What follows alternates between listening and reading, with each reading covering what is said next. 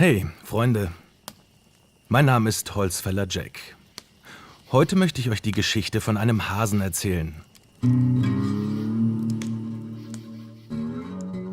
Es war einmal ein Hase.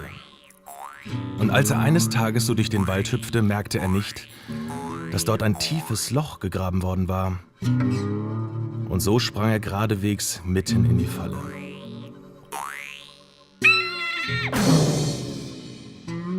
Das Loch war sehr, sehr tief und auch ein anderer Hase war schon in die Falle gegangen.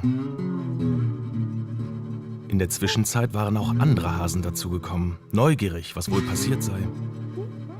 Das Loch war viel zu tief, als dass sie es hätten schaffen können, dort aus eigener Kraft herauszuspringen.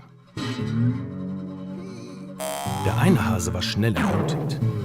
Er sah tatsächlich keine Chance. Es verließ ihn die Kraft und er legte sich hin, um zu sterben. Die Hasen oben riefen: Wie schrecklich, das schafft ihr nie, das hat keinen Sinn, die Grube ist viel zu tief. Der Hase aber sprang und sprang. Er gab nicht auf. Was auch immer die anderen oben riefen, er versuchte es weiter. Und tatsächlich wurden seine Sprünge höher und höher.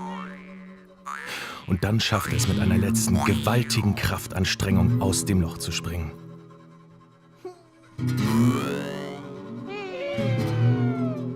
Wie hast du das gemacht? Fragten die anderen. Tja, Freunde, da zeigte sich, dass der Hase schwerhörig war und gedacht hatte, die anderen feuerten ihn an.